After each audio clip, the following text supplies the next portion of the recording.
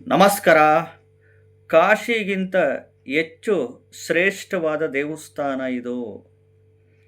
ಆ ಕಾಶಿಗೆ ಹೋಗ್ತಾ ಇರ್ತೀರ, ಕಾಶಿಗೆ ಹೋಗೋಕ್ಕಾಗಲ್ಲ ಅನ್ನುವವರು ಈ ಒಂದು ದೇವಸ್ಥಾನಕ್ಕೆ ಹೋಗಿ ಬನ್ನಿ.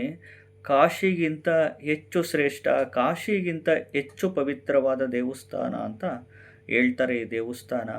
ಈ ದೇವಸ್ಥಾನದಲ್ಲಿ ನೀವೇನೇ ಅಂದುಕೊಂಡ್ರೂ ನೆರವೇರುತ್ತೆ. ಅಂದುಕೊಂಡಂಥ ಕೆಲಸಗಳು ಖಂಡಿತವಾಗ್ಲೂ ಹಾಗೇ ಆಗುತ್ತೆ. ನೀವು ಯಾವುದೇ ವಿಚಾರದಲ್ಲಿರ್ಬೋದು, ಮದುವೆ ವಿಚಾರದಲ್ಲಿರ್ಬೋದು, ಉದ್ಯೋಗದ ವಿಚಾರದಲ್ಲಿರ್ಬೋದು, ಹಣಕಾಸಿನ ಸಮಸ್ಯೆ ವಿಚಾರದಲ್ಲಿರ್ಬೋದು, ಸಾಲಬಾಧೆ ಸಮಸ್ಯೆ ವಿಚಾರದಲ್ಲಿರ್ಬೋದು, ಕೊಟ್ಟಿರುವ ಹಣ ವಾಪಸ್ ಬರೋ ವಿಚಾರದಲ್ಲಿರ್ಬೋದು, ಆಸ್ತಿಗಳ ವಿಚಾರದಲ್ಲಿರ್ಬೋದು, ಸೈಟ್ ತಗೊಬೇಕು, ಮನೆ ಕಟ್ಟಬೇಕು ಅನ್ನೋ ವಿಚಾರದಲ್ಲಿ, ಸೈಟು, ಮನೆ, ಅಪಾರ್ಟ್ಮೆಂಟು, ಜಮೀನು ಸೇಲ್ ಮಾರಾಟ ಮಾಡಬೇಕು ಅನ್ನುವವರಿಗೆ, ಬಿಸ್ನೆಸ್ ಎಸ್ಪೆಷಲಿ ವ್ಯಾಪಾರ ಅಭಿವೃದ್ಧಿ ಆಗಬೇಕು ಅನ್ನೋ ವಿಚಾರದಲ್ಲಿ ಖಂಡಿತವಾಗ್ಲೂ ಏಳಿಗೆ ಅಭಿವೃದ್ಧಿ ಅಂತೂ ಖಂಡಿತವಾಗ್ಲೂ ಒಂದೇ ಒಂದು ತೀರ ಈ ಒಂದು ಕಾಶಿಗಿಂತ ಹೆಚ್ಚು ಪವಿತ್ರವಾದ ದೇವಸ್ಥಾನ. ಯಾವ ದೇವಸ್ಥಾನ ಅಂತ ಹೇಳ್ತೀನಿ, ವಿಡಿಯೋ ಪೂರ್ತಿ ನೋಡಿ, ಎಲ್ಲೂ ಸ್ಕಿಪ್ ಮಾಡೋಕ್ಕೆ ಹೋಗ್ಬಿಡಿ. ಮೊದಲು ಹೊಸದಾಗಿ ವಿಡಿಯೋ ನೋಡ್ತಾ ಇದ್ದವರು, ಮೊದಲನೇ ಬಾರಿ ವಿಡಿಯೋ ನೋಡ್ತಾ ಇದ್ದವರು ಚಾನಲ್ ಸಬ್ಸ್ಕ್ರೈಬ್ ಮಾಡ್ಕೊಳ್ಳಿ. ವಿಡಿಯೋ ಇಷ್ಟ ಆದರೆ ಲೈಕ್ ಮಾಡ್ಕೊಳ್ಳಿ. ಈ ನೋಡಿ, ಈ ಒಂದು ದೇವಸ್ಥಾನ ಕಾಶಿಗಿಂತನೂ ಕಾಶಿಗಿಂತ ಒಂದು ಗುಲಗಂಜಿ ತೂಕದಷ್ಟು ಹೆಚ್ಚು ಇದೆ. ಅದಕ್ಕೋಸ್ಕರ ಈ ಒಂದು ದೇವಸ್ಥಾನ ಅಷ್ಟು ಪವರ್ಫುಲ್ಲು, ಅಷ್ಟು ಕಾಶಿಗಿಂತನೂ ಹೆಚ್ಚು ಅಂತ ಕರೀತಾರೆ. ಈ ಒಂದು ದೇವಸ್ಥಾನದಲ್ಲಿ ನೀವು ನೋಡಬಹುದು, ಸಾಕ್ಷಾತ್ ಲಕ್ಷ್ಮೀ ನರಸಿಂಹಸ್ವಾಮಿಯ ಕೈನಲ್ಲಿ ಗುಲ್ಗಂಜಿ ಹಿಡ್ದಿರೋದು ಈ ಒಂದು ದೇವಸ್ಥಾನದಲ್ಲಿ ನೋಡ್ಬೋದು ನೀವು. ಮತ್ತು ಈ ದೇವಸ್ಥಾನದ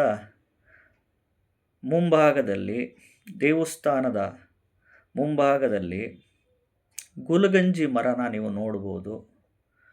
ಮತ್ತು ಈ ದೇವಸ್ಥಾನ ಇರೋದು ಕಾವೇರಿ ನದಿಯ ದಡದಲ್ಲಿ. ಅದಕ್ಕೋಸ್ಕರ ಈ ಒಂದು ದೇವಸ್ಥಾನದ ವಿಶೇಷತೆ ನೀವು ಅಲ್ಲಿಗೆ ಹೋಗಿ ನೋಡಿದಾಗ ತುಂಬ ಆಶ್ಚರ್ಯಗೊಂಡು ಬಿಡ್ತೀರ. ಅದಕ್ಕೋಸ್ಕರ ಈ ಒಂದು ದೇವಸ್ಥಾನನ ಮಣಿಕರ್ಣಿಕಾ ಗುಂಜಾಲಕ್ಷ್ಮೀ ನರಸಿಂಹಸ್ವಾಮಿ ದೇವಸ್ಥಾನ ಅಂತ ಕರೀತಾರೆ. ಮಣಿಕರ್ಣಿಕಾ ಗುಂಜಾಲಕ್ಷ್ಮೀ ನರಸಿಂಹಸ್ವಾಮಿ ದೇವಸ್ಥಾನ, ಟಿ ನರಸೀಪುರ. ಈ ಒಂದು ದೇವಸ್ಥಾನದಲ್ಲಿ ಚಕ್ರ ಪುಷ್ಕರಣಿ ಇದೆ. ಸುದರ್ಶನ ಚಕ್ರದಿಂದ ಈ ಒಂದು ಪುಷ್ಕರಣಿ ಉಲ್ಬಣಗೊಂಡಿದ್ದು ಅಂತ ಇಲ್ಲಿನ ಒಂದು ಸ್ಥಳ ಪುರಾಣ ಹೇಳ್ತಾ ಹೋಗುತ್ತೆ. ಈ ಒಂದು ದೇವಾಲಯದಲ್ಲಿ ಎಸ್ಪೆಷಲಿ ಪ್ರಾಂಗಣದಲ್ಲಿ ಕಂಬದ ಎತ್ತರ ಭಾಗದಲ್ಲಿ ಅಲ್ಲಿಯ ಪ್ರತಿಮೆ ಕೆತ್ತಿದ್ದಾರೆ. ಇದನ್ನು ಮುಟ್ಟಿದರೆ ನಮ್ಮ ಸಮಸ್ಯೆಗಳೆಲ್ಲ ನಿವಾರಣೆ ಆಗುತ್ತೆ ಅಂತ ಇಲ್ಲಿನ ಒಂದು ಸ್ಥಳ ಪುರಾಣ ಹೇಳ್ತಾ ಹೋಗುತ್ತೆ. ಕಾಶಿಗಿಂತನೂ ಒಂದು ಗುಲ್ಗಂಜಿ ತೂಕದಷ್ಟು ಹೆಚ್ಚಿದೆ ಅಂತ ಹೇಳ್ತಾರೆ. ಅದಕ್ಕೋಸ್ಕರ ಕಾಶಿಗಿಂತ ಹೆಚ್ಚು ಶ್ರೇಷ್ಠ ಈ ಒಂದು ಗುಂಜಾಲಕ್ಷ್ಮೀ ನರಸಿಂಹಸ್ವಾಮಿ ದೇವಸ್ಥಾನ, ಟಿ ನರಸೀಪುರ. ಇಲ್ಲಿ ಗುಲ್ಗಂಜಿ ಮರ ಇರೋದು ನೋಡ್ಬೋದು. ಚಕ್ರ ಪುಷ್ಕರಣಿ ಇದೆ, ಕಾವೇರಿ ನದಿಯ ದಡದಲ್ಲಿದೆ. ಎಸ್ಪೆಷಲಿ ಇನ್ನೊಂದು ವಿಶೇಷತೆ ಏನಂದರೆ, ಲಕ್ಷ್ಮೀ ನರಸಿಂಹಸ್ವಾಮಿ ಕೈನಲ್ಲಿ ಗುಲ್ಗಂಜಿ ಹಿಡ್ದಿರೋದು ನೀವು ನೋಡ್ಬೋದು. ಈ ದೇವಸ್ಥಾನಕ್ಕೆ ನೀವು ಯಾವಾಗಲೇ ಹೋಗೋದಾದರೂ ಮಂಗಳವಾರದ ದಿನ ಹೋಗ್ರಿ ಅಥವಾ ಶುಕ್ರವಾರದಂದು ಹೋಗಿ. ಇನ್ನೊಂದು, ನೀವು ಹೋಗುವಾಗ ಮನೆಯಿಂದ ಗುಲ್ಗಂಜಿಗಳು ತಗೊಂಡೋಗಿ. ಕೆಂಪು ಗುಲ್ಗಂಜಿ, ಹಸಿರು ಗುಲ್ಗಂಜಿ, ಕಪ್ಪು ಗುಲ್ಗಂಜಿ, ನೀಲಿ ಗುಲ್ಗಂಜಿ, ಹಳದಿ ಗುಲ್ಗಂಜಿ, ಬಿಳಿ ಗುಲ್ಗಂಜಿಗಳು ತಗೊಂಡೋಗಿ ಕೈನಲ್ಲಿಟ್ಕೊಂಡು ಪ್ರಾರ್ಥನೆ ಮಾಡ್ತಾ ಅಲ್ಲಿ ನರಸಿಂಹ ಕರಾವಲಂಬ ಸ್ತೋತ್ರನ ಅಲ್ಲಿ ಅನ್ಲಿಮಿಟೆಡ್ ಪಠಣೆ ಮಾಡಿ ಖಂಡಿತವಾಗ್ಲೂ ಅಂದುಕೊಂಡಂಥ ಕೆಲಸಗಳು ಈಡೇರುತ್ತೆ.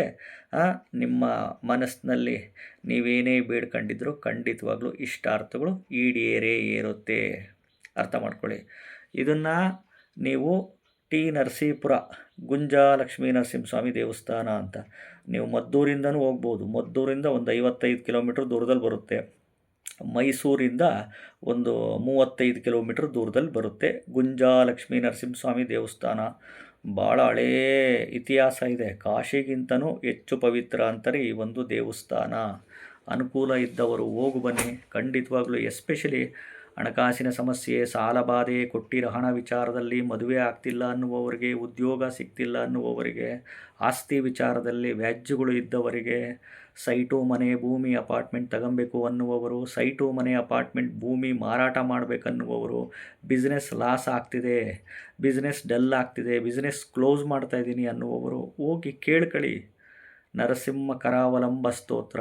ಎಸ್ಪೆಷಲಿ ನೋಡ್ರಿ, ಲಕ್ಷ್ಮೀ ನರಸಿಂಹಸ್ವಾಮಿ ಕೈನಲ್ಲಿ ಗುಲಗಂಜಿ ಇರೋದು ಇಲ್ಲಿ ನೋಡ್ಬೋದು.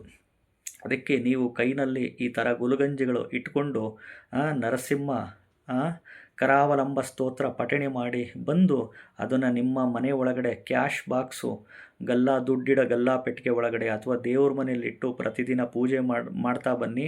ವ್ಯಾಪಾರ ಮಾಡೋ ಸ್ಥಳದಲ್ಲಿ ಇಟ್ಟು ಪೂಜೆ ಮಾಡ್ತಾ ಬನ್ನಿ. ಖಂಡಿತವಾಗ್ಲೂ ತುಂಬ ಪವರ್ಫುಲ್ ದೇವಸ್ಥಾನ. ಕಾಶಿಗಿಂತನೂ ಹೆಚ್ಚು ಈ ದೇವಸ್ಥಾನ ಅಂತ ಕರೀತಾರೆ. ಅರ್ಥ ಮಾಡ್ಕೊಳ್ಳಿ. ಹೆಚ್ಚು ಶೇರ್ ಮಾಡಿ, ಎಲ್ಲರಿಗೂ ವಿಡಿಯೋನ ಶೇರ್ ಮಾಡಿ, ಹೈಪ್ ಮಾಡಿ. ವಿಡಿಯೋ ಇಷ್ಟ ಆಗಿದ್ದರೆ ಚಾನಲ್ನ ಸಬ್ಸ್ಕ್ರೈಬ್ ಮಾಡ್ಕೊಳ್ಳಿ, ಲೈಕ್ ಮಾಡಿ.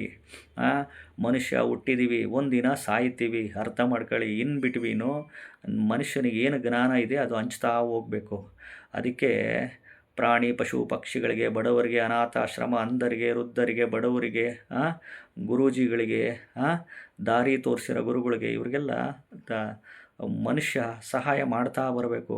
ನೋಡಿ, ದಾನ ಧರ್ಮಕ್ಕಿಂತ ಶ್ರೇಷ್ಠವಾದದ್ದು ಇನ್ನೊಂದಿಲ್ಲ. ಮನುಷ್ಯ ಎಷ್ಟು ಹೆಚ್ಚು ದಾನ ಧರ್ಮ ಮಾಡ್ತಾನೋ ಅಷ್ಟು ಒಳ್ಳೆಯದಾಗ್ತಾ ಹೋಗುತ್ತೆ. ಎಲ್ಲರಿಗೂ ಒಳ್ಳೆಯದಾಗಲಿ. ನಮಸ್ಕಾರ.